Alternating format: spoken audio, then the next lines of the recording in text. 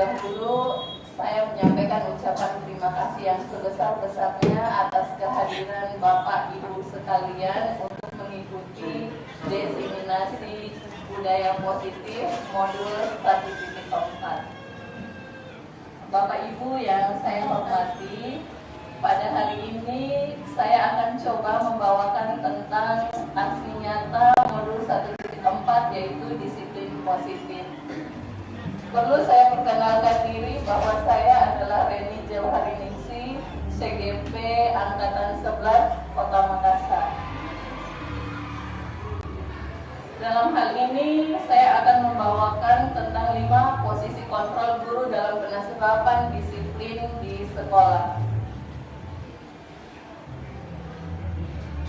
Selama ini perlu kita pertanyakan kembali terhadap diri kita masing-masing, apakah yang dilakukan selama ini telah efektif, memerdekakan dan memandirikan serta berpusat pada siswa? Kita akan jawab masing-masing dalam hati kita dan semoga tercerahkan dengan materi sebentar yang saya coba bagikan kepada Bapak Ibu sekalian. Yang pertama adalah dalam 5 posisi kontrol seorang guru itu ada posisi sebagai penghukum. Di sini seorang penghukum itu biasanya menggunakan hukuman fisik maupun verbal. Orang-orang yang menjalankan posisi penghukum di sini maksudnya guru senantiasa mengatakan bahwa sekolah memerlukan sistem atau alat yang dapat menekan murid. Ya, jadi ini adalah ciri-ciri di mana posisi guru adalah sebagai penghukum. Kata-kata yang biasanya diucap oleh seorang guru adalah patuhi aturan saya atau awas. Ya, biasanya kita acap kali mendengar seperti itu. Kemudian yang kedua, kita juga biasa mendengar kamu selalu saja salah atau selalu pasti kamu yang terakhir. Ya, seperti itu. Jadi ini adalah ciri-ciri posisi seorang guru sebagai penghukum. Berikutnya adalah membuat merasa bersalah. Pada posisi ini guru biasanya akan bersuara lebih lembut dari tadi pada posisi yang pertama. Kemudian akan menggunakan keheningan yang membuat orang lain merasa tidak nyaman, bersalah atau rendah diri. Contoh-contoh kata yang bisa diucapkan adalah, Ibu sangat kecewa sekali dengan kamu. Berapa kali Bapak harus memberitahu kamu ya? Atau contoh berikutnya, gimana coba kalau orang tua kamu tahu kamu berbuat begini? Mungkin secara tidak sadar kita mungkin pernah melakukannya seperti itu Bapak Ibu guru. Baik, kita lanjut ke posisi yang ketiga, yaitu posisi sebagai teman. Di sini guru pada posisi ini tidak akan menyakiti murid, namun akan tetap berupaya mengontrol murid melalui persuasi. Posisi teman di sini berupa hubungan baik yang terjalin antara murid dan seorang guru. Nah, bagaimana contoh yang bisa kita lihat jika posisi guru memposisikannya sebagai seorang teman? Yaitu yang pertama, ayo bantulah demi Bapak ya. Kemudian, ayo ingat tidak bantuan Bapak selama ini. Jadi kata-katanya itu lembut, dan biasanya dia tidak menekan seperti tadi yang penghukum. Kemudian yang keempat adalah kita bisa menyaksikan posisi kontrol guru itu adalah sebagai pemantau. Pemantau ini berarti mengawasi. Pada saat kita mengawasi, tentu saja kita akan bertanggung jawab atas perilaku orang yang kita awasi. Oke, apa contoh kata-katanya? Yaitu peraturannya apa, ya kan? Kemudian apa yang telah kamu lakukan, atau sanksi atau konsekuensi apa, seperti itu kalau kalimat yang biasanya diucapkan oleh seorang pemantau. Terakhir, yang posisi kelima adalah posisi manajer. Manajer di sini dikatakan bahwa guru itu adalah memberikan kebebasan kepada murid untuk mempertanggungjawabkan perilakunya, mendukung murid agar menemukan solusi dari permasalahannya, sehingga dapat menganalisis kebutuhan dirinya maupun kebutuhan orang lain. Jadi di sini guru istilahnya dia memberikan kebebasan, kemerdekaan kepada murid untuk mencari apa solusi dari permasalahan yang dihadapinya. Kemudian kata-kata apa yang biasanya diucapkan, yaitu apa yang kita yakini, kita bisa kembali pada keyakinan kelas. Atau jika kamu meyakini, apakah kamu bersedia memperbaikinya? Seperti itu. Dan yang terakhir, kata-katanya biasanya adalah apa rencana kamu untuk memperbaiki hal ini, atau apa kira-kira menurut kamu solusi yang dapat kita ambil. Seperti itu biasanya kata-kata yang dikeluarkan oleh guru jika dia sebagai posisi seorang manajer. Nah, dari 5 posisi tadi kita diharapkan untuk menggunakan posisi manajer ini Bapak Ibu dalam posisi kita sebagai guru. Jadi tidak kita menjudge atau menghakimi anak, tetapi kita memberikan kebebasan kepada anak untuk menemukan dan mempertanggungjawabkan perbuatannya. Seperti itu. Baik. Ini adalah 5 posisi kontrol dari guru. Nah, dari 5 posisi itu sudah tadi saya sampaikan bahwa posisi manajer ini adalah posisi yang akan menentukan kita untuk bersifat murid itu mandiri, merdeka, bertanggung jawab atas segala perilaku dan sifat yang ada, pada akhirnya dapat menciptakan lingkungan yang positif. Ini harapan kita bahwa anak itu Bapak Ibu tidak tertekan belajar, tidak merasa karena misalnya Ibu Reni datang, pasti itu dia marah-marah lagi. Tidak. Jadi setelah kita mempelajari hal seperti ini, bahwa posisi guru itu adalah memberikan kemerdekaan. Jadi dia memberikan solusi yang terbaik dan memberikan anak kebebasan untuk bertanggung jawab terhadap apa yang diperbuat. Baik Bapak Ibu, itu adalah 5 posisi kontrol dari guru. Selanjutnya kita akan coba rileks dulu setelah kita mendapatkan 5 posisi tadi, materi untuk 5 posisi kontrol tadi. Kita akan coba bermain, jadi kita berpasangan saling berhadapan. Satu orang menentukan diri sebagai Abu dan Abi, kemudian kita saling mengepalkan tangan dan berjarak 10 cm kira-kira dari tangan teman kita yang lain. Kemudian, saya Abi, nah kita Abi. Ya.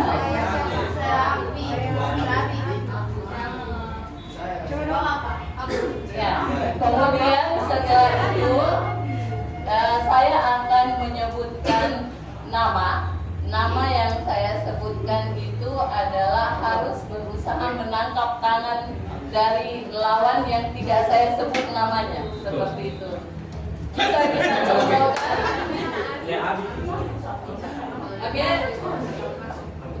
Oke, sudah ditetapkan siapa Abu dan siapa Abi. Oke, yang tidak saya sebut namanya itu berusaha menghindar supaya tidak ditangkap oleh temannya.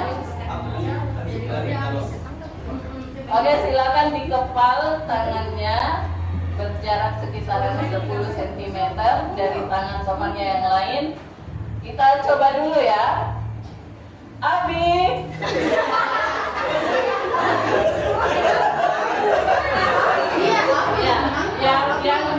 Yang kalau nama yang saya sebut itu dia yang berusaha menangkap. Nama yang tidak saya sebut itu tidak. Oke, baik. Oke, baik. Kita mulai ya. Abu.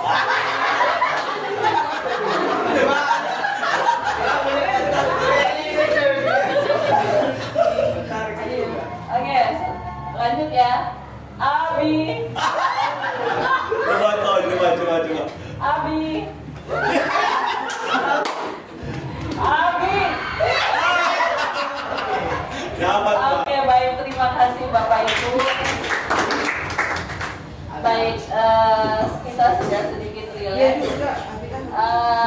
Kita akan lanjut ya pada sesi yang berikutnya dari materi saya, yaitu kita akan belajar tentang restitusi, sebuah cara menanamkan disiplin positif pada murid. Di sini tentu kita bertanya, apa itu restitusi? Restitusi itu merupakan proses menciptakan kondisi bagi murid untuk memperbaiki kesalahannya sehingga mereka bisa kembali pada kelompok mereka dengan karakter yang lebih baik, yang lebih kuat. Itu menurut Gosen pada tahun 2004 ya, dalam buku yang ditulis oleh Gosen bahwa restitusi dalam pendidikan itu seperti itu. Berikut yang selanjutnya ada juga yang mengatakan bahwa restitusi itu proses yang kolaboratif, artinya proses kerjasama yang mengajarkan murid untuk mencari solusi terhadap masalahnya, ya. Kemudian membuat murid berpikir tentang orang seperti apa sebenarnya yang mereka inginkan terhadap dirinya. Kemudian bagaimana mereka harus memperlakukan orang lain. Jadi di sini bagaimana kita sebenarnya diri kita ini seperti apa yang kita inginkan dan bagaimana kita saling menghargai dengan orang lain. Itu keinginan dari restitusi ini. Baik, kita lanjut. Dalam dunia pendidikan, kita dapat melakukan disiplin diri kepada peserta didik melalui segitiga restitusi. Jika peserta didik melakukan pelanggaran keyakinan dan kesepakatan kelas, nah, pernah kita berpikir, jika murid melakukan pelanggaran, apa sebenarnya kita yang bisa kita sebagai guru lakukan? Apakah kita langsung marah-marah? Wah, kamu melanggar lagi, begini lagi. Nah, apakah kita seperti itu? Nah, kita coba lihat sama-sama. Dalam segitiga restitusi, kita mengenal ada tiga proses yang terjadi, yaitu proses untuk menstabilkan identitas, validasi kebutuhan, serta menanyakan keyakinan. Kita coba lihat satu-satu. Nah, ini validasi tindakan.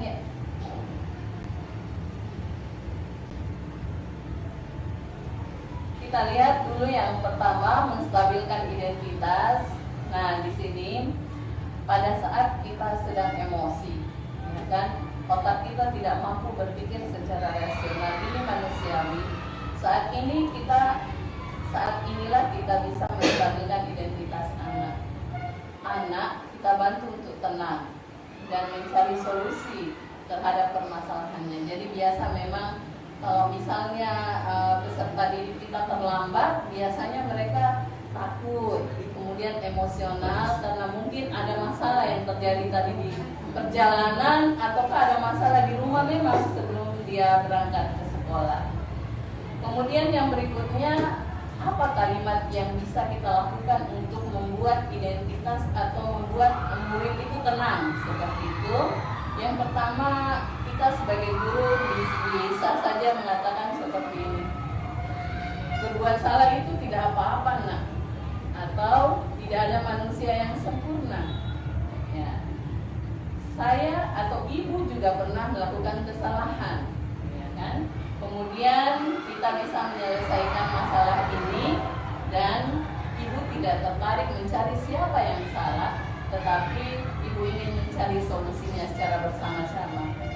Sebenarnya ini enak Bapak Ibu kalau kita menerapkannya, artinya tidak ada yang naik tensinya, tidak ada guru yang marah-marah setiap hari harus berteriak-teriak. Kalau kita bisa menstabilkan identitas peserta didik dengan cara ini. Kemudian Bapak Ibu, Yang kedua adalah setelah tadi peserta didik tenang, ya tenang, kita bisa mulai masuk dengan mulai melakukan validasi terhadap tindakan yang salah. Pada langkah ini kita harus memahami dan menemukan kebutuhan dasar. Dan apa sebenarnya yang mendasari tindakannya? Tentu kan setiap perbuatan itu pasti ada yang mendasari tindakannya. Contoh misalnya dia melanggar menggunakan sepatu yang berbeda warna dengan kesepakatan kita. Tentu ada alasannya, misalnya sepatunya basah, atau misalnya sepatunya tertinggal di rumah neneknya, sedangkan dia kembali ke rumahnya sendiri tanpa membawa sepatu tersebut, Bapak Ibu. Jadi kita bisa mulai di sini perlahan-lahan kita memvalidasi tindakannya, yaitu kata-kata yang biasa kita lakukan atau kita ucapkan adalah, padahal kamu bisa melakukan yang lebih buruk dari ini ya. Kemudian kamu pasti punya alasan mengapa melakukan ini. Atau misalnya kata-kata yang bisa kita ucapkan, kamu patut bangga pada dirimu sendiri karena kamu telah melindungi sesuatu yang penting bagi kamu. Atau kamu boleh mempertahankan sikap itu, tapi kamu harus menambahkan sikap baru. Ya, jadi kata-kata itu tentu tidak akan tidak akan melukai si anak, tapi kita perlahan-lahan akan menemukan tindakan anak yang salah seperti itu. Jadi di sini tidak ada lagi amarah dari kita sebagai guru maupun dari siswa tersebut. Karena Bapak Ibu perlu kita sadari bersama bahwa anak, meskipun mereka adalah siswa kita, tapi mereka juga manusia yang punya perasaan. Kalau kita marah, dalam hatinya itu anak tentu juga tidak akan enak begitu. Ya. Jadi kata-kata kita yang lebih bagus kita ucapkan tentu akan nyampe ke hatinya anak itu juga akan bagus, ya seperti itu. Jadi tidak ada lagi istilahnya guru hukum dan seterusnya, tapi bagaimana proses itu terjadi, kita bisa terhadap peserta didik itu lebih bagus dan dia pun akan mengikuti peraturan kita dengan lebih baik lagi. Baik, untuk yang ketiga, kita di sini adalah menanyakan keyakinan. Nah, di sini telah kita mulai masuk pada si anak untuk memperbaiki apa kesalahannya dan menemukan solusinya. Ya, jadi contoh kalimatnya adalah apa yang kita percaya sebagai kelas atau keluarga.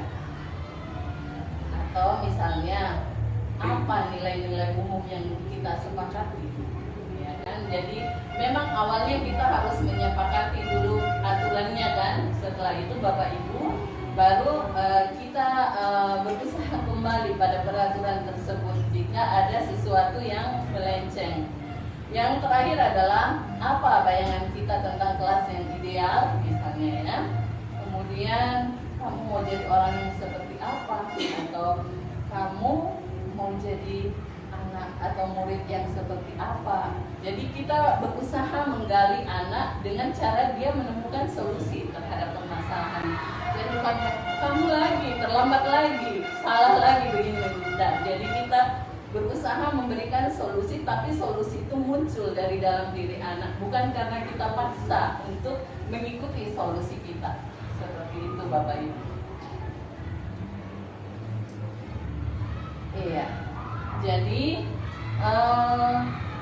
kita akan coba melihat contoh restitusi yang sudah pernah saya buat.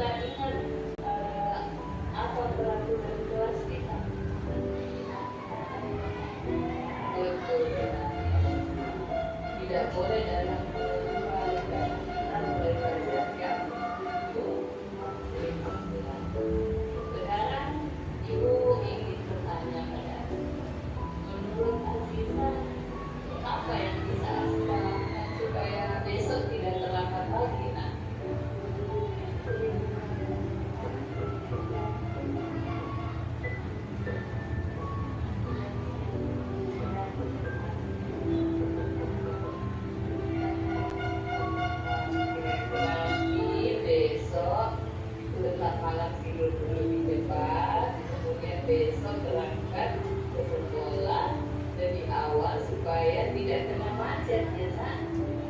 Ya, baik Aziza sudah tahu apa yang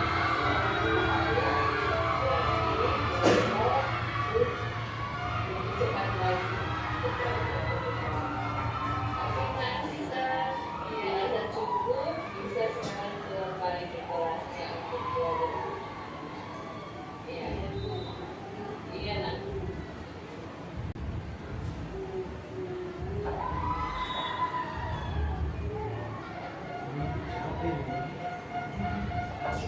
Baik Bapak Ibu, itu yang bisa saya sampaikan untuk kesempatan hari ini. Bapak Ibu mungkin ada satu pertanyaan yang siapa yang ingin kita bersaling sharingnya, saling sharing terhadap apa yang telah saya sampaikan tadi.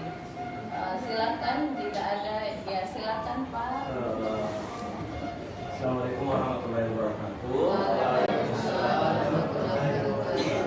Terima kasih Ibu kesempatan yang sudah diberikan ya, yang Ibu presentasikan tadi tentang segitiga restitusi dan restitusi. Yang ingin saya tanyakan cuma apa sih yang membedakan restitusi dengan segitiga restitusi? Ya kan? Kita kan bisa melihat bahwa kalau segitiga restitusi kan ada 3 komponennya, ya. Kalau restitusi itu ada berapa begitu? Maksudnya apa sih yang membedakannya dari kedua elemen tadi, restitusi dengan segitiga restitusi? Itu saja. Kalau bisa lagi kita berikan yang lebih jelasnya lagi terhadap kami bahwa segitiga restitusi itu dampaknya untuk komunitas itu seperti apa? Terima kasih atas kesempatannya. Baik, terima kasih Pak Ahmad.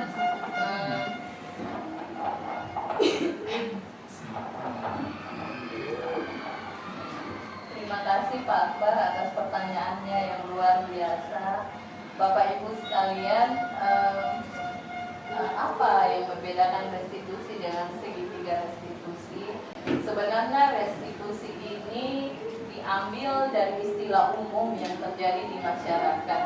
Dalam dunia kepolisian itu kita menemukan ganti untung istilahnya. Apa maksudnya? Bahwa kesalahan yang kita buat itu adalah kita menebusnya dengan solusi yang bisa kita peroleh.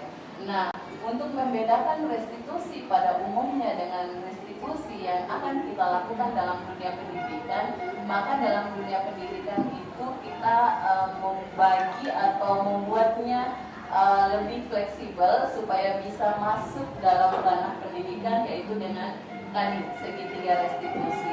Jadi kalau kita berbicara segitiga restitusi itu sebenarnya adalah bagian dari restitusi, Pak.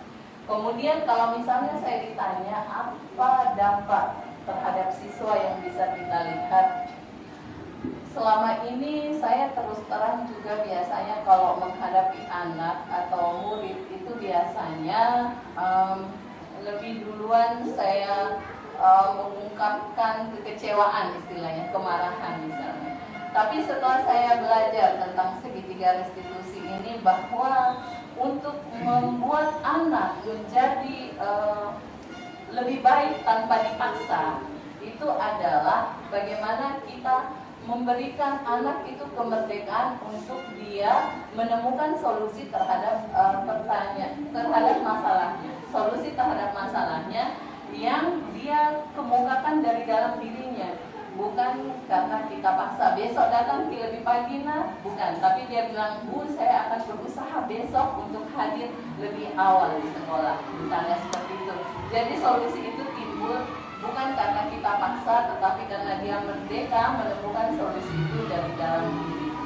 Baik Bapak Ibu, Bapak Ibu yang saya hormati, terima kasih atas kehadiran Bapak Ibu sekalian yang telah berbagi dengan saya dalam ruangan ini. Semoga apa yang saya sampaikan bisa bermanfaat untuk Bapak dan Ibu dan semoga kita lebih aware terhadap anak didik kita untuk bagaimana kita bisa melihat dia sebagai individu yang merdeka dan kita tidak memaksakan keinginan kita terhadap anak tersebut.